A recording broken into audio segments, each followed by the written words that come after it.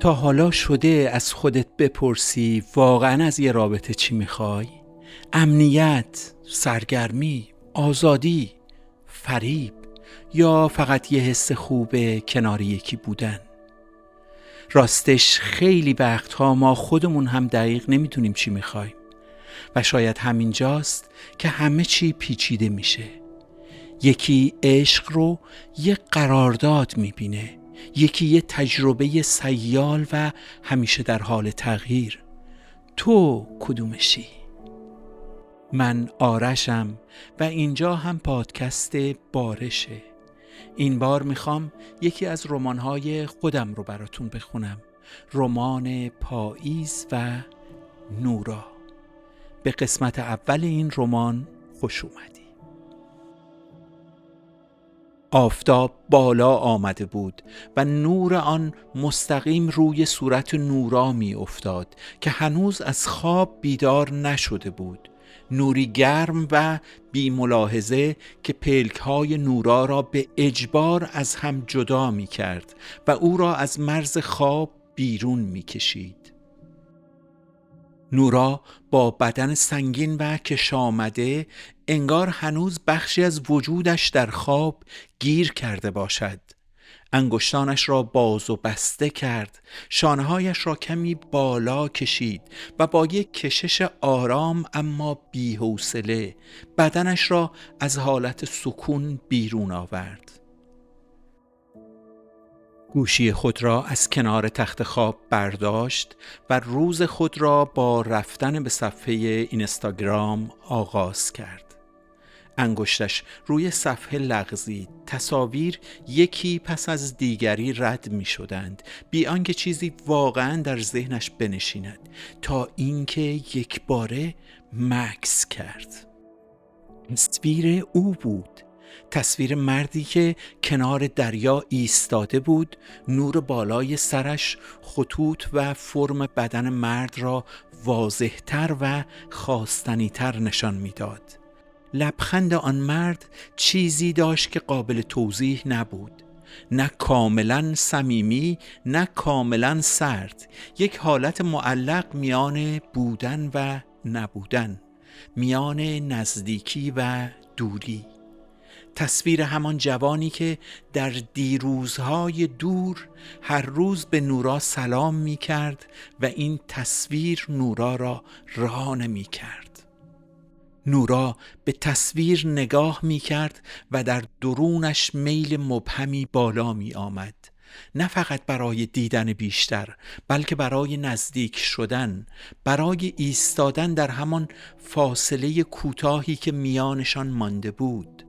انگار اگر کمی جلوتر می رفت، اگر فقط یک قدم دیگر کم می شد، می توانست گرمای حضورش را واقعی تر از یک تصویر حس کند. نورا بی حرکت ماند و به گذشته‌اش فرو رفت. انگار این تصویر و این مرد او را از جریان عادی صبح بیرون می کشید. حس بدی آرام از زیر پوستش بالا می آمد. نه پای رفتن داشت و نه تصمیم رها کردن. شبیه وقتی که آدم به خودش نگاه می کند و مطمئن نیست از کجا باید با خودش صادق باشد. صفحه را با عصبانیت بست، اما چشمهایش هنوز انگار همانجا مانده بودند. چند ثانیه به سقف خیره شد، سپس آهسته و بی‌حوصله از تخت بلند شد. پاهایش روی کف سرد اتاق مکث کردند. بدنش را کش و قوسی داد، به سمت پنجره رفت، پرده را کنار زد. خیابان زیر نور آفتاب آرام و بی ادعا بود. آدمها در جنب و جوش صبحگاهی در حال رفت و آمد بودند و درختهایی که به او سلام می کردند. ولی نورا بی حوصله تر از آن بود که به سلامی پاسخ گوید. به سمت آینه رفت، شانه را برداشت تا به موهایش بکشد. نگاهش به خودش در آینه افتاد. شانه را با عصبانیت پرتاب کرد. لبهایش کمی از هم فاصله گرفتند. با صدایی که بیشتر شبیه فکر بود تا حرف، رو به آینه گفت: چه کار میکنی با خودت نورا؟ مکث کرد و سپس چهرهش را در نزدیکترین فاصله از آینه قرار داد تا خودش را بی فاصله ببیند و از خودش در آینه پرسید: چی میخوای از زندگیت نورا؟ پاسخی نیامد. فقط تصویر خودش در آینه بود. تصویر دختری جوان با نگاهی کمی خسته تر از لحظه قبل که انگار تازه فهمیده بود صبح همیشه فقط شروع روز نیست، بلکه گاهی شروع یک تردید هم هست. همانجا تصمیمش را گرفت، بدون اینکه دقیق بداند تصمیم چیست. فقط میدانست ماندن در این اتاق و ادامه دادن همان فکرها او را خفه می کند.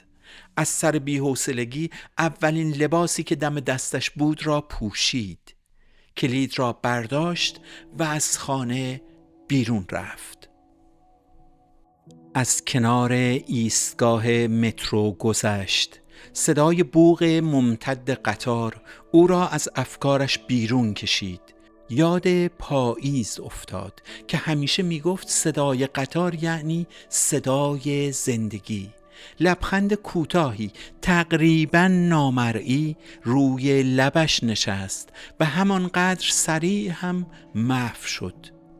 پاییز همان دختری که در ذهن نورا یگانه بود، کسی که در میان آدمیان رنگ به رنگ زندگیش جایگاه ویژه‌ای داشت. دختری که حضورش نرم و بی صدا بود، چیزی که آدم به آن تکیه نمی دهد اما می داند هست. نورا نفس عمیقی کشید و به خودش، به پاییز، به زندگیش و به برلین فکر کرد. برلین شهری است که صبح‌هایش با مه پیوند خورده است و سنگفرش خیابان‌هایش خاطره تاریخ طولانیش را روایت می‌کند. درختان خیابان‌های این شهر همیشه در انتظار برف هستند و کافه‌های شهر جریان زندگی را نشان می‌دهد. رد پای هگل در کتابخانه‌ها دیده می شود و سایه کانت در گفتگوهای فلسفی شبانه وجود دارد. زمستان برلین فصل مکث و تأمل است، جایی که هر پنجره بخار گرفته شهر داستانی عاشقانه را زمزمه می کند. جایی که باد سرد آدمها را تشویق می کند تا به آغوشهای همدیگر پناه ببرند. گویی هنوز آدمیان این شهر به عشق و به فلسفه ایمان دارند. در این شهر دو دختر جوان در کنار هم هستند، پاییز و نورا. آنها به خاطر ندارند که دوستیشان از کی شروع شده است. آشنایی آنها نه رسمی بود و نه مکالمه ای را در خاطر دارند که بتوان به آن لحظه شروع دوستی گفت.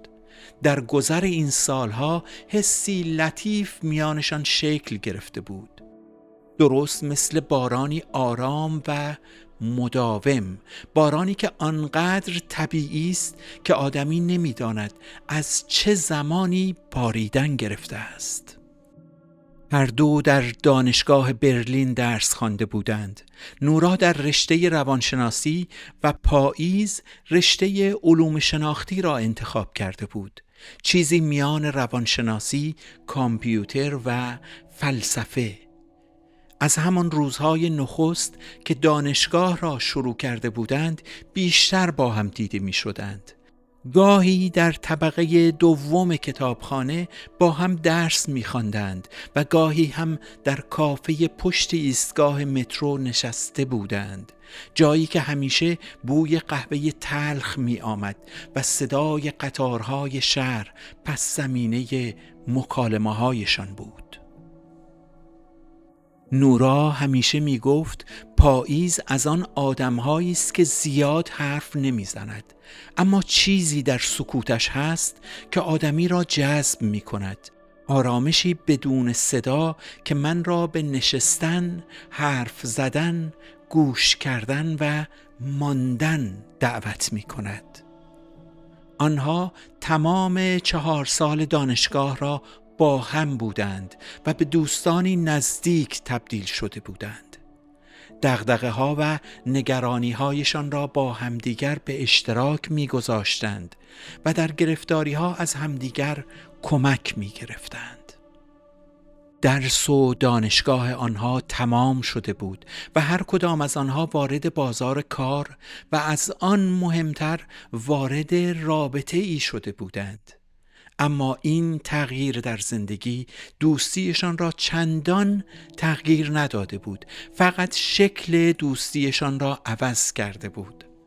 قرارهای 2 نفره آنها جای خود را به پیامهای کوتاه، دیدارهای تصادفی، مهمانیهای آخر هفته و گاهی پیاده روی عصرگاهی داده بود. رشته‌ای محکم آنها را به هم پیوند داده بود، رشته‌ای که از جنس وابستگی نبود بلکه از جنس فهمیدن بود. پاییز از آن آدم‌هایی بود که حضورش بی صدا اتفاق می افتاد. حضورش نرم بود اما نه بی اثر، مثل نسیمی که جهت ندارد اما جهت همه چیز را کمی تغییر می دهد. موهایش همیشه بر روی چهرهش آزاد بود، نه از بی‌نظمی، بیشتر شبیه انتخابی ناخودآگاه برای رهایی بود. وقتی راه می رفت حرکتش عجله نداشت، حتی اگر دیرش شده بود انگار بدنش با نوعی اعتماد پنهان راه می رفت. لبخندهای پاییز کامل نبود اما واقعی بود، از آن لبخندهایی که بیشتر در چشمها اتفاق می افتد تا روی لبها. در صدایش آرامشی بود که نه نتیجه کنترل بلکه نتیجه پذیرش بود. در نگاه پاییز چیزی از جستجو دیده می شد، اما نه جستجوی جواب، بیشتر جستجوی تجربه بود. انگار میخواست زندگی را تجربه کند و همین باعث میشد حتی وقتی ساکت بود نوعی حضور گرم در اطرافش باقی بماند، حضوری که آدمها پس از رفتنش تازه متوجه نبودنش میشدند. پاییز رابطه اش را با آریا آغاز کرده بود، جوانی با موهای همیشه آشفته و چشمهایی که انگار هر چیزی را در سکوت تحلیل می کرد. آریا فلسفه خوانده بود، اما نه از آن جنس فلسفه‌ای که در کلاس‌ها آموزش داده می شود. او بیشتر خواننده دنیای پر رمز و راز ذهن و در پی رازگشایی از پیچیدگی زبان بود. او شبیه تکه‌ای از یک متن ناتمام بود که به هر معنایی شک داشت. میان واژه‌ها پرسه می‌زد، اما نه برای یافتن حقیقت بلکه برای بازی با نشانه‌ها، برای کشف معنا در لابلای بی‌ثباتی‌ها. دنیایش سیال، بی مرکز و گریزپا بود. رنگ‌هایی را دوست داشت که نام نداشتند، شعرهایی را دوست داشت که پایانشان را خواننده می ساخت. او زندگی را زیستن در خانه‌ای ثابت تعریف نمی کرد و زندگی را سفری از متنی به متن دیگر و از رؤیایی به رؤیای دیگر تعریف می کرد. پاییز گاهی آریا را میفهمید و به او نزدیک میشد و گاهی هم از او دور میشد، گویی او را اصلاً نمیشناسد. نورا اما درگیر رابطه دیگری بود. او با ماتیاس آشنا شده بود، جوانی دقیق، آرام، با موهای کوتاه و رفتارهایی محاسبه شده. ماتیاس از آن دست آدم‌هایی بود که برای هر چیز تعریف و برنامه ریزی داشت. عشق، رابطه، آینده، حتی تعطیلات آخر هفته برای او یک پروژه بودند. او نورا را دوست داشت، یا دست کم آنگونه که خودش عشق را تعریف می کرد دوست داشت. نورا این نظم را می فهمید و به آن لبخند می زد. نورا وقتی سکوت می کرد، سکوتش خالی نبود، پر از گفتگوهای ناتمام با خودش و با دیگران بود. در نگاهش همیشه نوعی فاصله حساب شده با آشفتگی های جهان دیده می شد. انگار جهان را دوست داشت، اما فقط وقتی قابل پیش بینی بود. پاییز گاهی به نورا، به وضوح رابطه‌اش، به مشخص بودن مسیر زندگیش حسادت می کرد. نورا هم گاهی با تردیدهای پنهان به پاییز نگاه می کرد. انگار می خواست بپرسد چطور ممکن است کسی بتواند با آدمی به مانند آریا کنار بیاید و در چنین رابطه‌ای بماند، رابطه‌ای که در آن هیچ چیزی مشخص نبود. با این حال هیچ کدام از آن دو این پرسش‌های ذهنی را بلند بلند نمی پرسیدند.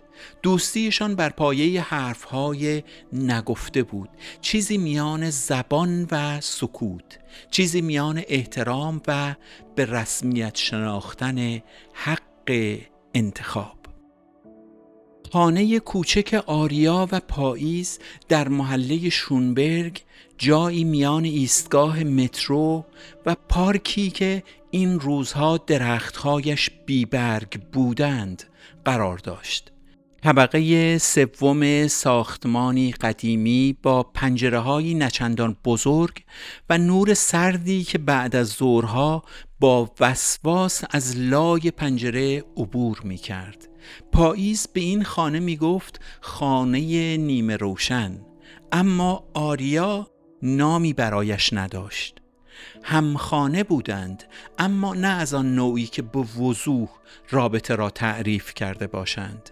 از بودن در کنار همدیگر لذت می بردند.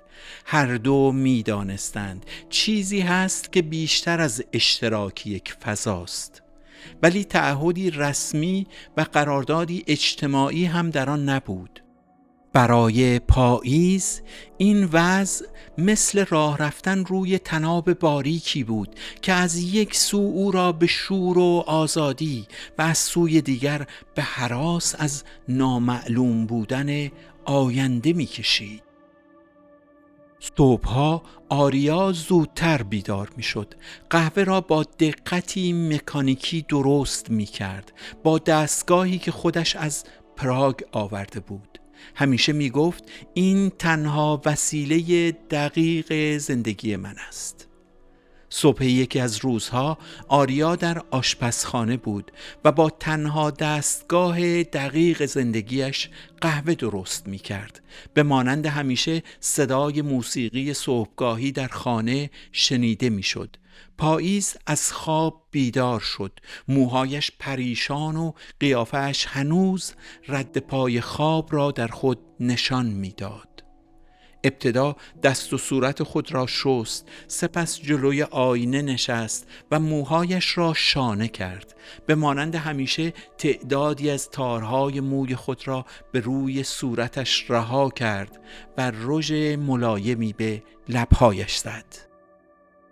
از اتاق خارج شد و به سمت آشپزخانه رفت. آریا او را در آغوش گرفت، انگار مدتها او را ندیده بود. هر دو بر روی میز آشپزخانه نشستند. آریا از همان تخم مرغ نیمپز همیشگی درست کرد.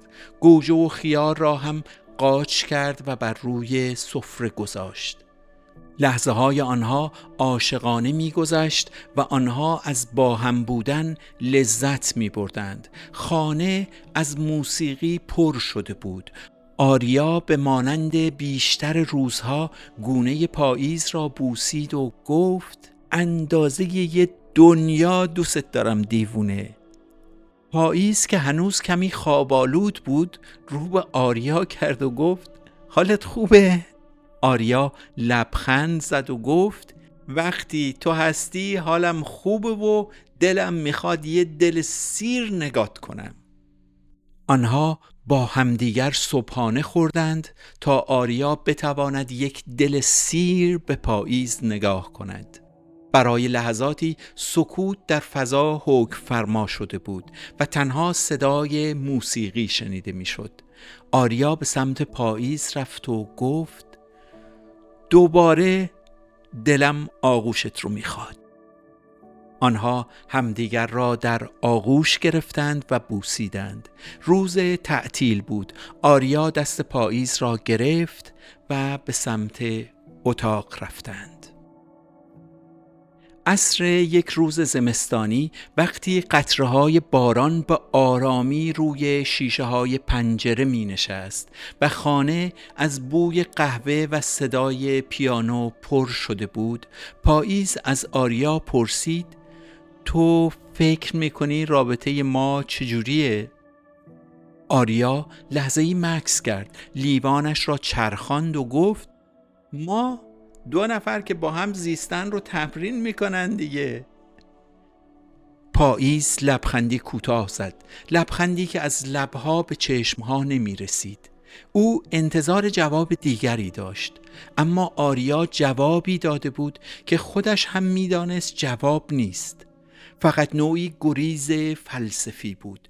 درون پاییز چیزی مثل نخ نامرئی شروع به لرزیدن کرده بود. آریا از آن آدم‌هایی بود که هیچ چیز برایش قطعیت نداشت. به قول خودش تنها دستگاه قهوه سازش قطعی بود. همه چیز را با ابهام می‌دید، نه اینکه با ابهام بفهمد. ابهام را بخشی از ماهیت پدیده‌ها و مفاهیم می‌دانست. وقتی درباره عشق حرف می‌زد، انگار از دنیای دیگری حرف می‌زند. آن روز به پاییز گفت عشق من به تو نه یک حقیقت ثابت بلکه یک تجربه در حال تحول، ترکیبی از لحظات پیوسته و گسسته‌ای که در اون مرزهای من و تو گاهی محو و گاهی جابجا میشن. این تجربه در حال تحول فضا را برای بی نهایت امکان فراهم کرده. پاییز مانده بود که این دیوانه چه میگوید. این یعنی دوستت دارم، یعنی دوستت ندارم. همه چیز در این جمله هست. این نگاه که عشق حقیقت ثابت نیست و یک تجربه در حال تغییر هست برای او نامفهوم بود. این نگاه گاهی او را کلافه می کرد. او می خواست بداند که جایگاهش در این رابطه چیست و چه برنامه ریزی باید برای آیندهش انجام دهد. با همه ابهام هایی که این رابطه داشت، رفتار آریا و لمس او صادقانه بود و بوسه هایش از ته دل برمی آمد. گاهی نیمه شب وقتی به اتاق می آمد و آرام روی تخت دراز می کشید، دستش را به موهای پاییز می کشید، او را می بوسید و تن برهنه پاییز را لمس می کرد. حتی در هنگام خواب دوست داشت گرمای بدن پاییز را با بدنش حس کند. آن لحظه ها با همه سکوتشان از هزار جمله واقعی تر و دوست داشتنی تر بودند. پاییز اما به دنبال داستان شفافی بود. او دوست داشت جای خود را در نقشه این رابطه پیدا کند، اما با آریا گویی نقشه‌ای نبود. فقط با لذت زندگی می کرد بی آنکه بداند به کجا می رود. پاییز گاهی احساس می کرد در داستان فرد دیگری زندگی می کند، داستانی که نویسندش خودش نیست. شبی در آشپزخانه وقتی در سکوت با هم سالاد می خوردند، پاییز گفت آریا تو هیچ وقت درباره آینده چیزی نمیگی، حتی ساده ترین چیزا، مثل این که مثلا سال بعد اینجا هستیم یا نیستیم. آریا که با لذت در حال خوردن سالاد بود، در حالی که به کاسه سالاد نگاه می کرد، با خونسردی جواب داد: چون سال بعد هنوز نرسیده، تازه وقتی برسه دیگه الان نیست. پس الان آینده نیست، آینده هم الان نیست. سالادی که درست کردی معرکه است. پاییز به آریا نگاه می کرد. نمی دانست باید چه واکنشی نشان دهد. نتوانست خنده خود را کنترل کند. در حالی که به پهنای صورت می خندید گفت: به خدا تو دیوونه ای. آریا به او که در حال خندیدن بود نگاه کرد و با آرامش خاصی گفت: سالادتو بخور.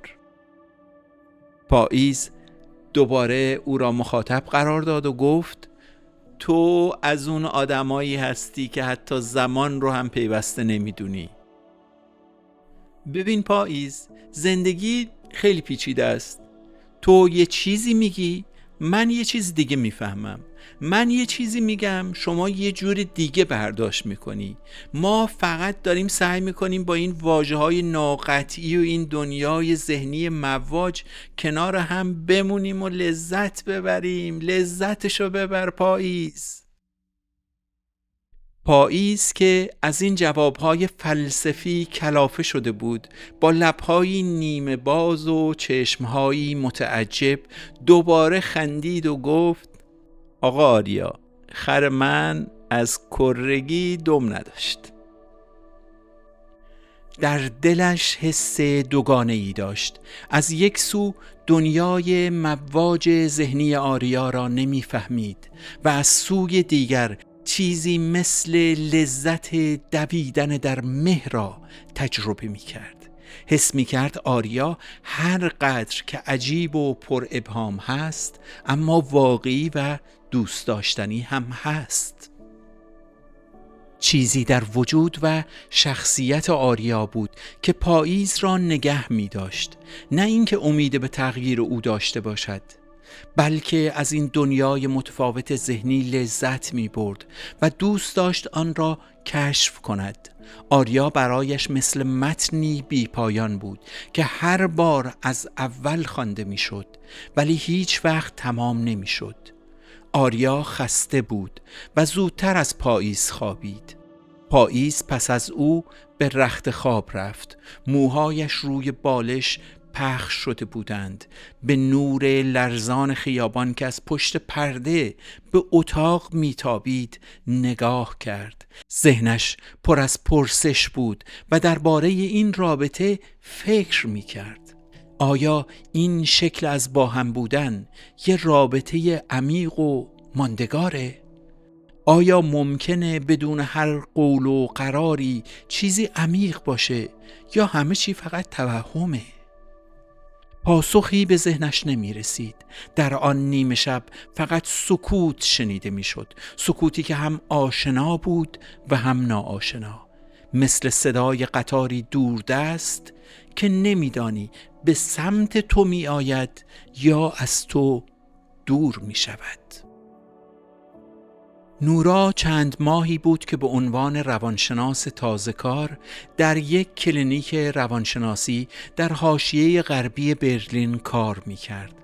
ساختمانی 3 طبقه با اتاق‌هایی پر از نور سرد، دیوارهایی سفید و سکوتی که فقط با زنگ ورود مراجعان می‌شکست. او تازه فارغ التحصیل شده بود و بیشتر از آن که با تخصصش احساس نزدیکی کند، با انسانها و دنیای پیچیده‌شان احساس غریبگی می کرد. ماتیاس یکی از روانشناس‌های ثابت کلینیک بود. مردی با ظاهری مرتب، صورتی شیف کرده که عادت به بستن دکمه‌های بالایی پیرهن خود داشت. وقتی نورا اولین بار وارد فضای اداری شد، ماتیاس را دید. او پشت میزی مرتب نشسته بود و در حال نوشتن پرونده‌ای بود. خودکارهای رنگی، تقویم، یادداشت‌ها و 1 ساعت رومیزی به دقت بر روی میز او چیده شده بودند. ارتباطشان ابتدا کاری بود. در یک پرونده مشترک باید درباره وضعیت روانی یکی از مراجعان نظر مشترک می‌دادند. ماتیاس با جمله‌ای شروع کرد که بعدها در ذهن نورا ماند. ما اینجاییم که آشفتگی‌های ذهن بیماران را نظم ببخشیم.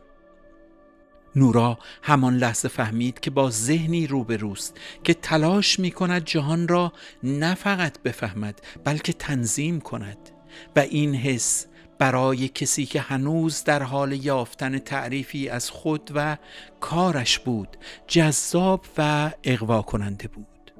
نخستین گفتگوی غیرکاریشان در اتاق استراحت اتفاق افتاد. نورا لیوان قهوه‌اش را برداشت و ماتیاس را دید که بر روی تصویر روی دیوار تمرکز کرده است. نورا از او پرسید: ماتیاس، پیشنهادت با آدمی مثل من که تازه کارش رو شروع کرده چیه؟ ماتیاس لبخندی زد و گفت: این که با نظم، برنامه‌ریزی و هدف گذاری خودت رو برای آینده آماده کنی. ما وقتی ندونیم که قرار کجا بریم، خب طبیعیه که گم میشیم. این حرف با آنکه ساده بود در ذهن نورا ماند. حس کرد ماتیاس آدمی است که از بی‌تعریفی میترسد و همین باعث شده زندگی شبیه دفتر برنامه‌ریزی باشد. در روزهای بعد دیدارهای غیرکاریشان بیشتر شد. ماتیاس گاهی پیشنهاد نهار خوردن میداد، گاهی پیاده روی عصرگاهی و گاهی هم دیدارهای آخر هفته. همه چیز برنامه‌ریزی شده بود، از زمان شروع تا محل دقیق آن قرارها. نورا حس می کرد وارد رابطه‌ای می شود که از قبل سناریوی آن نوشته شده است و این حس خوبی به او میداد، حس امنیت، حس آینده و حس ثبات. چیزی در این وضوح برایش آرامش بخش بود. وقتی به پاییز فکر می‌کرد و ابهامات و نامشخص بودن رابطه او با آریا در ذهنش تداعی می‌شد، بودن با ماتیاس مثل نشستن روی صندلی بود که لق نمی‌زد. ماتیاس عاشق تقویم بود. روی دیوار اتاقش یک تقویم کاغذی بزرگ نصب کرده بود که در آن تمام جلسات، قرارها، حتی روزهایی که قرار نبود چیزی باشد ثبت شده بود. روزی نورا کنار آن تقویم ایستاد، به یکی از یادداشت‌های ماتیاس نگاه کرد و گفت: دیدن تو از توی این تقویم یه جور آرامشه، ولی یه ذره هم ترسناک. ماتیاس بدون مکث گفت: وقتی چیزی رو بنویسم یعنی بهش متعهدم، وقتی ننویسمش یعنی هنوز قابل حذف شدنه. نورا خندید، اما در دلش ترس خفیفی نشست. شاید برای ماتیاس رابطه داشتن یعنی برنامه ریزی.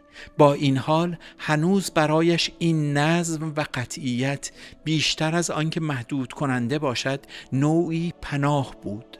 در دنیایی که آدمها برای نبودن هزار توجیه دارند، بودن قطعی ماتیاس شبیه یک پناهگاه گرم در زمستان برلین بود. نورا با همه تردیدهایش دلخوش نزدیک شدن به ماتیاس بود و فعلاً همین را می‌خواست.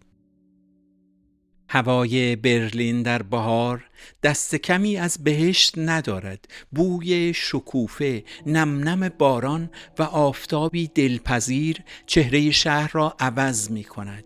در یکی از روزهای بهاری نورا در کلینیک وسایلش را جمع کرد تا راهی خانه شود. وقتی از در کلینیک خارج شد به آسمان نگاه کرد. هوا آن روز نیمه ابری بود، از آن روزهایی که احساس می کرد چقدر همه چیز خوب است. انگار در دلش منتظر چیزی بود. نه حادثه‌ای بزرگ و نه تغییری عمیق، بلکه تنها دلش یک شادی لحظه‌ای می‌خواست. چیزی ساده مثل یک گفتگوی بی‌نقشه یا شاید یک همراهی بی‌دلیل. ماتیاس را در مقابل در خروجی کلینیک دید، مثل همیشه مرتب و با کت و شلوار و کراوات. نگاهی به نورا انداخت و گفت منتظرت بودم. اگه وقت داری با هم قدم بزنیم. میخوای مستقیم بری خونه؟ نورا که انگار منتظر چنین جمله‌ای بود با شوخ طبعی همیشگی خود گفت اگه منظورت اینه که یه قهوه بخوریم و درباره روانشناسی هم حرف نزنیم، آره وقت دارم. آنها در مسیر پیاده روی خود در یکی از خیابانهای آرام برلین به سمت کافه‌ای رفتند. کافه‌ای که پنجره‌هایش بزرگ و میزهایش ساده بود. دیوار بیرونی کافه با گلهای کاغذی سرخ و نارنجی پوشیده شده بود. شاخه هایی که با ظرافت بالا رفته و از قاب پنجره به درون سرک کشیده بودند. گویی میان دنیای بیرون و درون پلی از رنگ و زندگی زده بودند. نور عصرگاهی از لابلای آنها عبور می کرد و سایه های نرم و گرم روی میز چوبی کنار پنجره می انداخت، همان جایی که نورا و ماتیاس نشسته بودند. فضای کافه آرام و زنده بود. صدای مبهم گفتگوها، خنده‌های کوتاه و برخورد ملایم فنجانها در هوا پخش شده بود و در پس زمینه موسیقی آرامی جریان داشت که به فضا حالتی دلنشین میداد. در میان این همه صدا، گفتگوی میان نورا و ماتیاس حالتی متفاوت داشت. ساده، بی تکلف و در عین حال همراه با نوعی از احتیاط. آنها از موضوعات مختلفی حرف زده بودند. از طعم قهوه‌ای که هنوز گرمای آن در دستهایشان باقی بود تا برداشتهایشان از فیلمی که هر دو دیده بودند. در خلال این گفتگوها ماتیاس به درکی تازه از نورا رسیده بود، درکی که به تدریج و در سکوت میان کلمات شکل گرفته بود.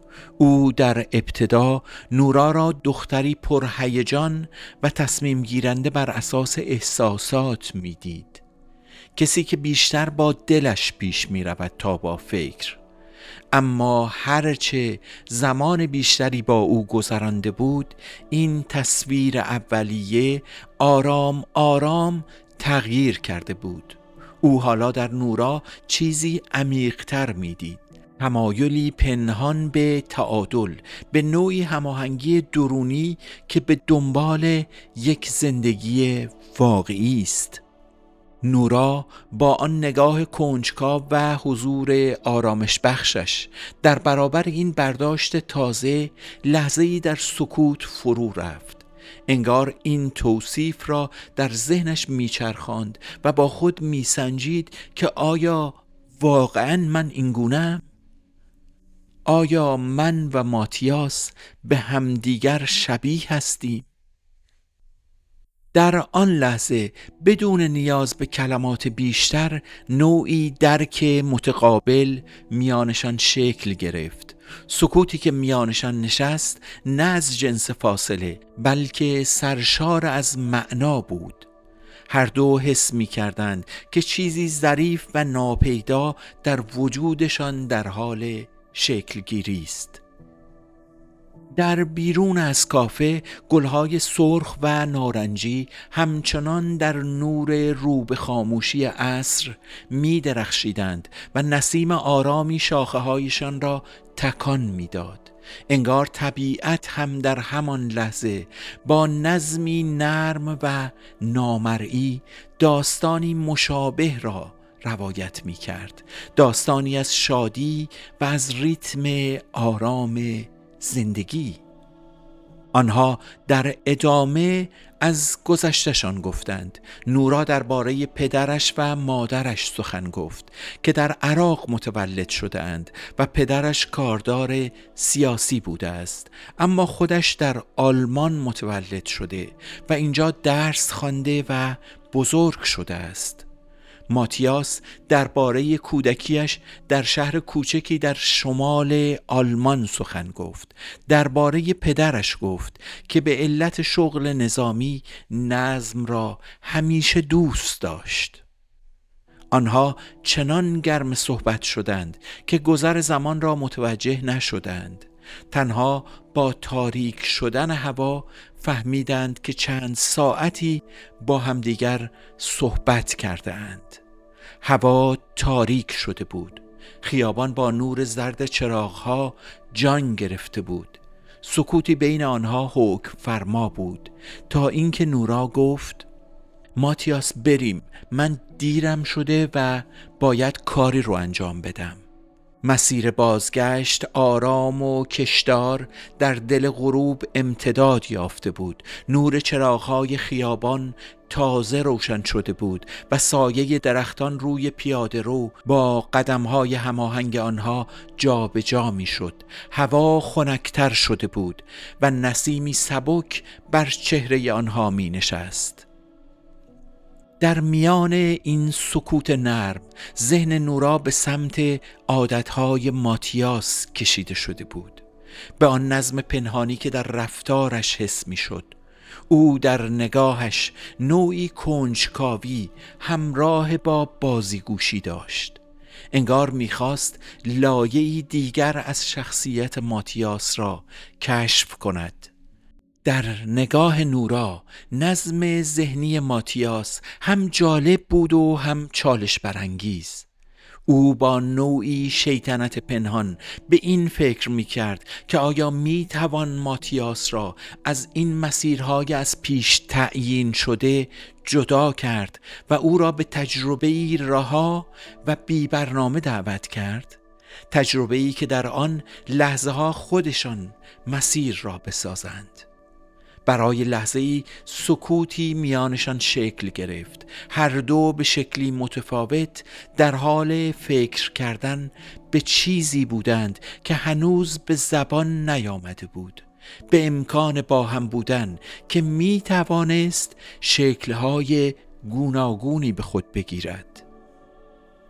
آنها به ایستگاه اتوبوس رسیدند.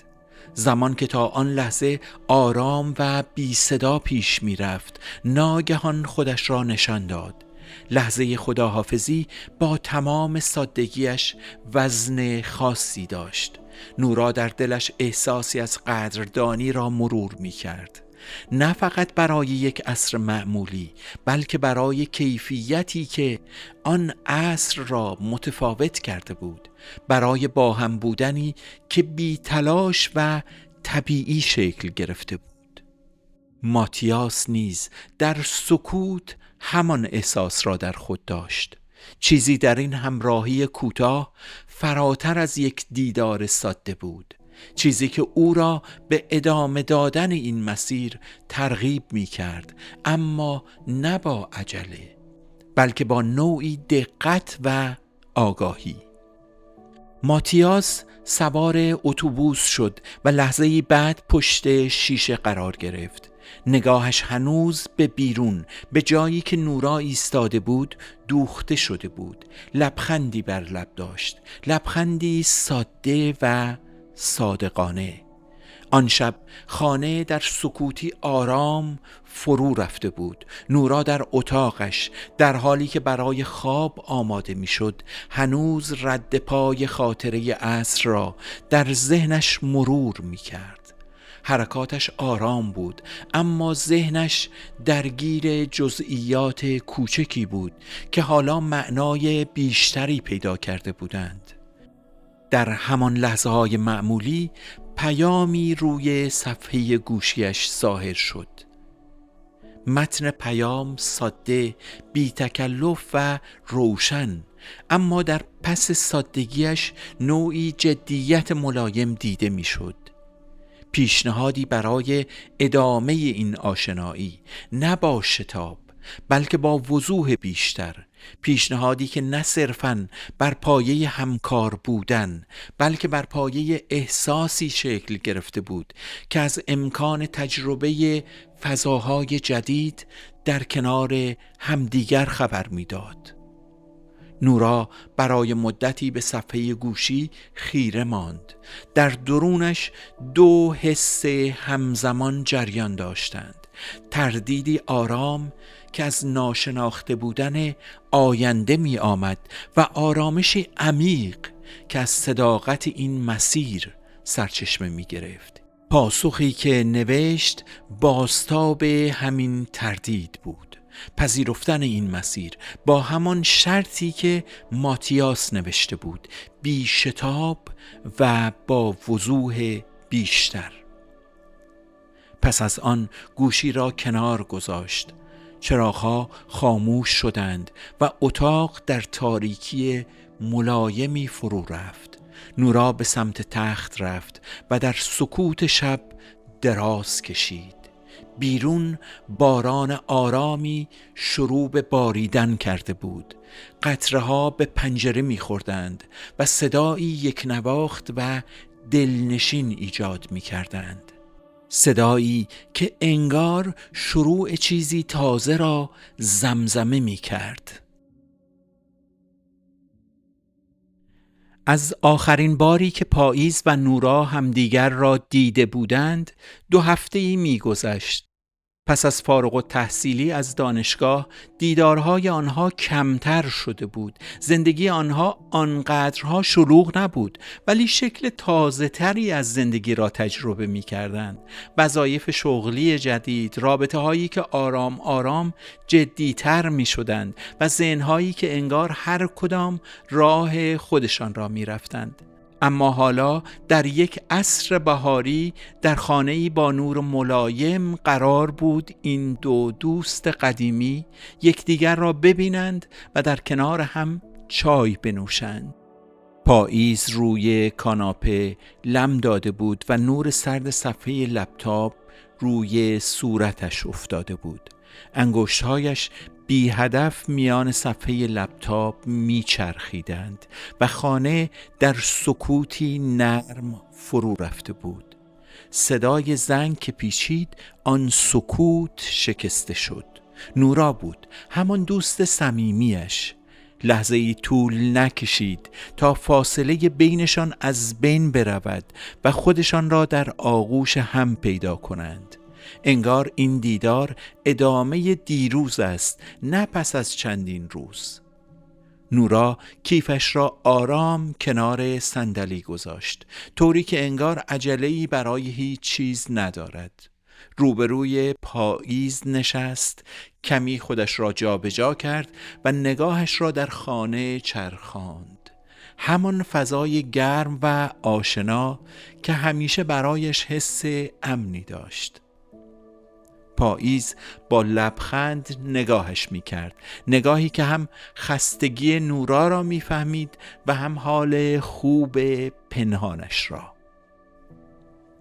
لبخند نورا همانطور روی لب‌هایش مانده بود. شیطنتی در آن بود که پاییز را ناخودآگاه به سالهای دور می‌برد، به روزهایی که همه چیز ساده‌تر و سبکتر بود. نورا با همان انرژی همیشگیش شروع به صحبت کرد.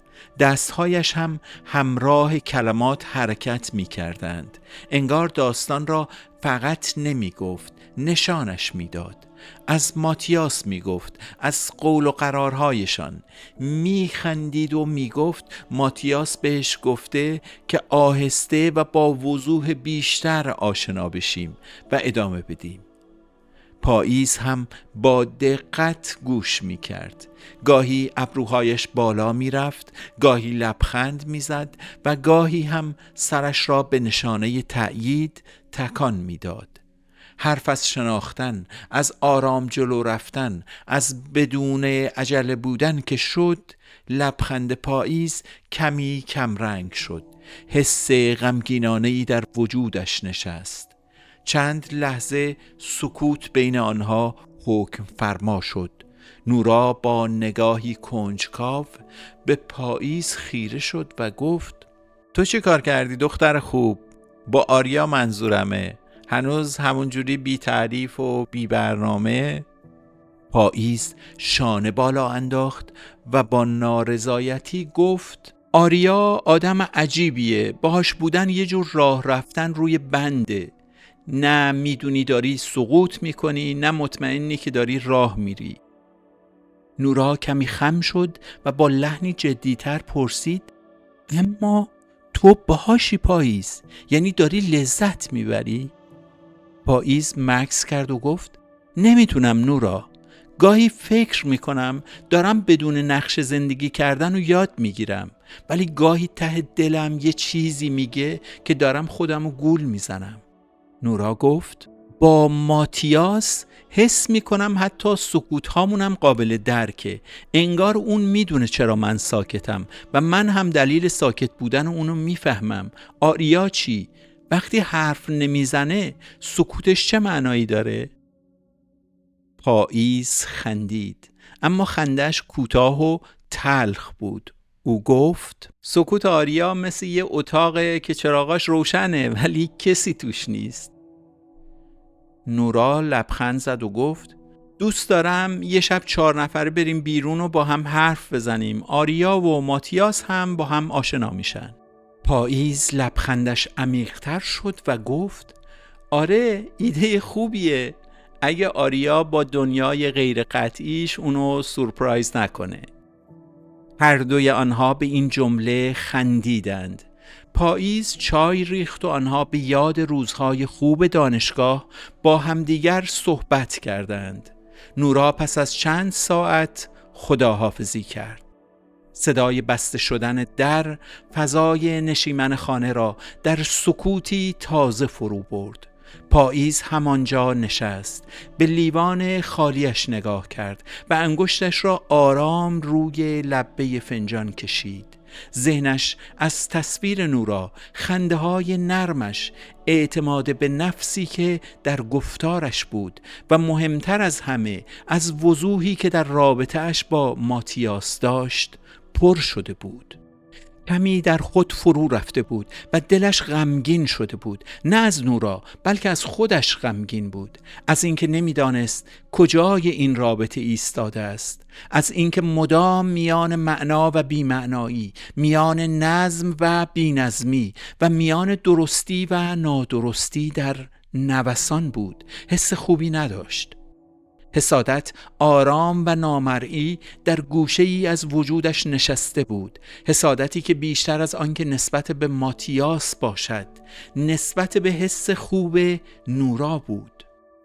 پاییز در دلش پذیرفته بود که چیزی در رابطه اش با آریا ناقص است، اما هنوز نمیدانست آن نقص از کجاست، از خود او، از آریا، یا از شیوهی که هر دو درباره این رابطه تصمیم گرفته بودند.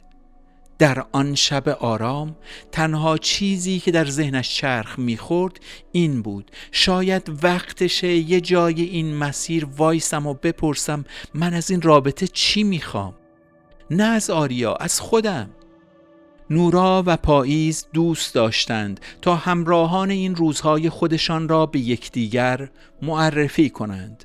ماتیاس و آریا چند باری همدیگر را به صورت کوتاه دیده بودند، ولی این نخستین قرار آنها برای آشنا شدن بود. کافه محل قرار 4 نفره آنان کافه کوچکی در حاشیه شهر بود. به مانند همه کافه ها بوی قهوه در فضا پیچیده بود. دیوارها آجری بودند و نور شمع محیط را به شکل زیبایی شاعرانه کرده بود.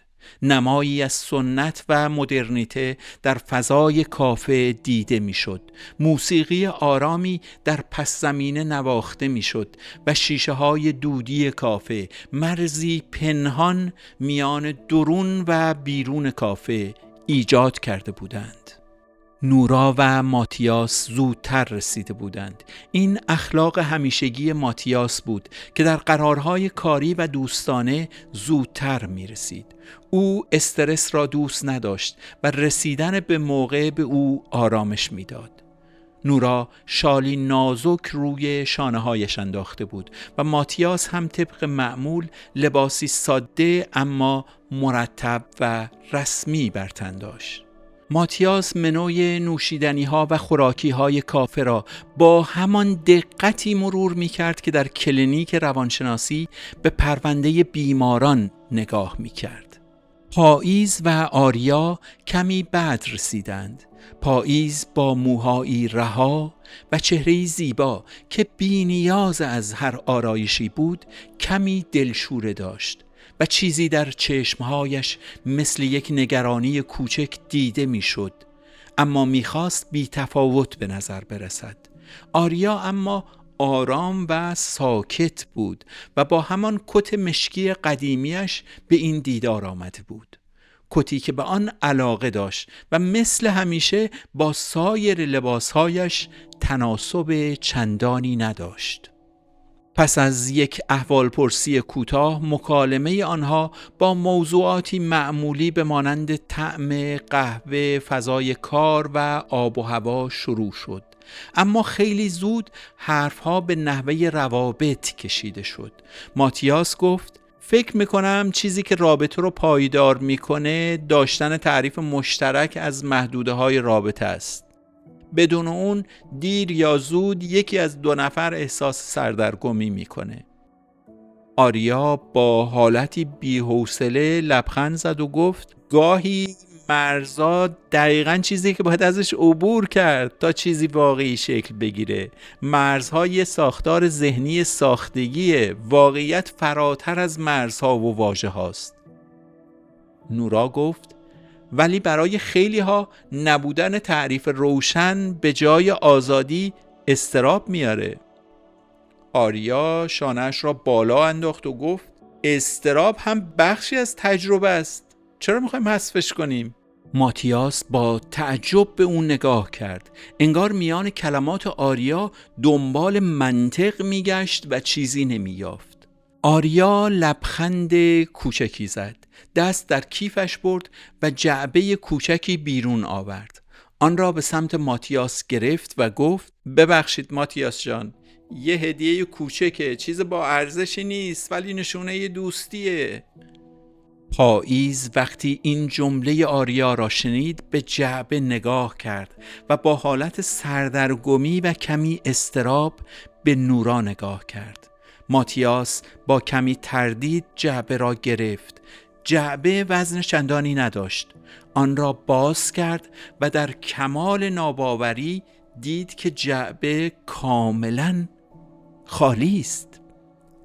چشمهای ماتیاس لحظه‌ای خشک ماند. نگاهش بین جعبه و چهره آریا در نوسان بود. نمیدانست باید چه واکنشی نشان بدهد. به آریا نگاه کرد و گفت این شوخیه؟ آریا لبخندش را حفظ کرد و در کمال خونسردی گفت نه، فقط چیزی که گذاشتم توی جعبه هنوز اختراع نشده. با این جمله آریا لبخند تلخی بر روی لبهای پاییز شکل گرفت. لبهای نورا جمع شد و او هم لبخند کوتاه و تلخی زد.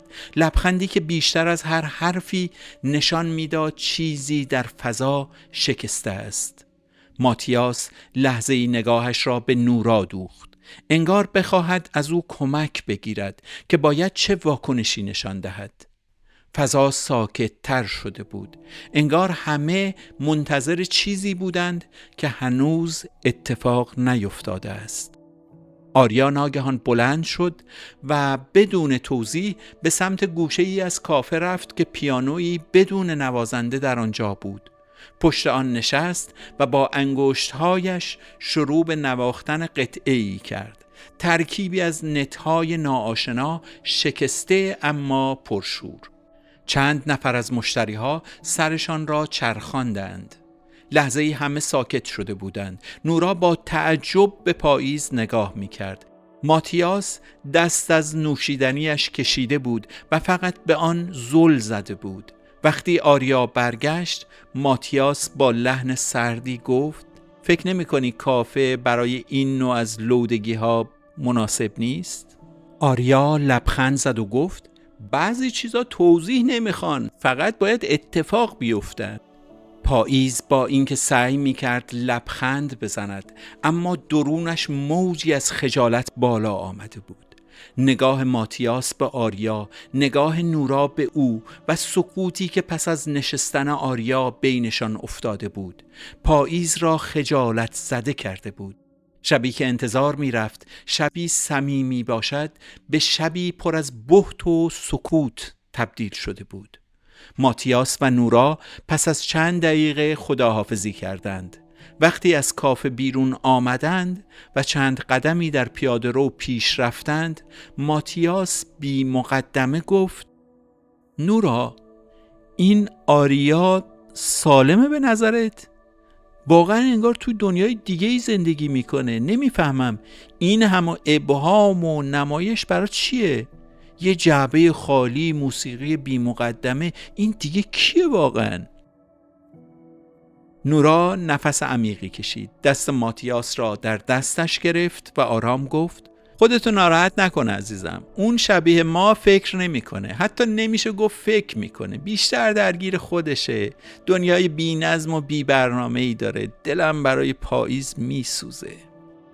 ماتیاس زیر لب آرام گفت: واقعا فهمیدن چنین آدمی بر من سخته، نمیتونم درکش کنم. نورا فقط سری تکان داد و سکوت کرد. آریا و پاییز سکوت دیگری را تجربه می کردند. در راه بازگشت از کافه، پاییز پس از سکوتی طولانی با لحنی سرشار از عصبانیت به آریا گفت: آریا، تو چرا واقعا نمیفهمی؟ چرا به هم نگفتی قرار این کارو بکنی؟ بابا، مگه دنیا دیوونه خونه است؟ شما چرا نظم موجود رو به رسمیت نمیشناسی؟ شما چرا هر نظمی و هر قاعده ای رو به هم میریزی؟ آریا مکسی کرد. در ذهنش به دنبال واژه‌ای میگشت تا جواب درخوری به پاییز بدهد. او در جواب گفت: معذرت میخوام پاییز، من نمیخواستم کسی رو ناراحت کنم، من نمیخواستم نظمی به من تحمیل بشه، من فقط میخواستم این لحظه ها رو حس کنم، این لحظه ها مال من بود. پاییز با صدایی کوبنده گفت: اون لحظه فقط مال تو نبود، ما هم اونجا بودیم، من اونجا بودم، نورا بود، ماتیاس بود. اگه قرار خودتو بریزی وسط، لااقل یه بار قبلش با من هماهنگ کن. ما 2 نفریم آریا، اینو میفهمی یا نه؟ آریا شانه بالا انداخت و گفت: ما 2 نفر مستقلیم که گاهی کنار هم نفس میکشیم. اگه قرار باشه هر چیز رو از قبل تنظیم کنیم، دیگه چیزی از خودم نمیمونه. پاییز لحظه‌ای فقط نگاهش کرد. دلش میخواست با تمام وجود بر سر او فریاد بکشد، اما خودش را کنترل کرد و سپس با لحن همدلانه‌ای به آریا گفت: آریا، میدونی که چقدر دوستت دارم. نشون بده که فقط خلاف جریان نیستی، بلکه داری چیز جدید رو پیشنهاد میکنی. تو تفاوت‌های دیگران رو نه تنها به رسمیت نمیشناسی، که تمسخر هم میکنی. این کارهایی که میکنی بی‌مسئولیتیه. تو نیازهای عاطفی دیگران رو درک نمیکنی. تو آدمها رو شرمنده و عصبانی میکنی. کدام مرام و مکتبی به تو گفته که بی هوا به دنیای آدمها حمله کنی؟ کی این حق رو بهت داده؟ تو ضد ساختاری، قبول. تو با عرف مشکل داری، قبول. تو نظم موجود رو به رسمیت نمیشناسی، قبول. ولی آریا، چی میخوای جای اینا قرار بدی؟ تمسخر دیگران و شرمنده کردن دیگران؟ به جای ساختار موجود ساختاری زیباتر خلق کن، نظمی زیباتر، عرفی دلنشینتر. این چیزیه که من ازت میخوام. حرفهای پاییز تکان دهنده بود. گویی تمام باورهای او در این چند جمله به نقد جدی کشیده شده بود. گویی پاییز به او میگفت آنچه در مواجهه با دیگران انجام میدهی بیشتر یک خودخواهی افراطی بدون توجه به اقتضاعات مکانی و زمانی است. آریا ساکت شده بود و به رفتارهایش می‌اندیشید. حداقل در وضعیت فعلی در برابر این پرسش‌ها جوابی نداشت. تنها در آن لحظه سعی می‌کرد که پاییز را آرامتر کند. او در حالی که دست پاییز را در دستش می‌فشرد گفت: ببخش پاییز، پیش اومد. نمیدونستم ناراحت میشید. حالا با ماتیاس صحبت میکنم. پرسشات درستن. باید فکر کنم. باید بیشتر بخونم. باید بیشتر بفهمم. روح من بیقرار پاییز. معذرت میخوام. پاییز به او نگاه کرد. جواب آریا او را اندکی آرام کرده بود. از اینکه آریا به حرفهایش توجه کرده است حس خوبی داشت.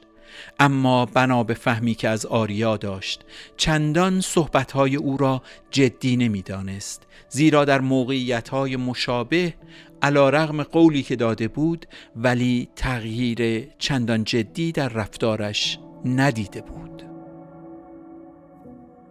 همراهان نازنین، قسمت اول رمان پاییز و نورا به اتمام رسید. امیدوارم به دلتون نشسته باشه. من آرشم و اینجا هم پادکست بارشه. اگه حس کردی این صدا ارزش شنیده شدن رو داره، ممنون میشم با عضویت در صفحه کانال و معرفی این کانال به دوستان خودتون به پر و بال گرفتن این کانال کمک کنید. از اینکه در کنارتونم خوشحالم.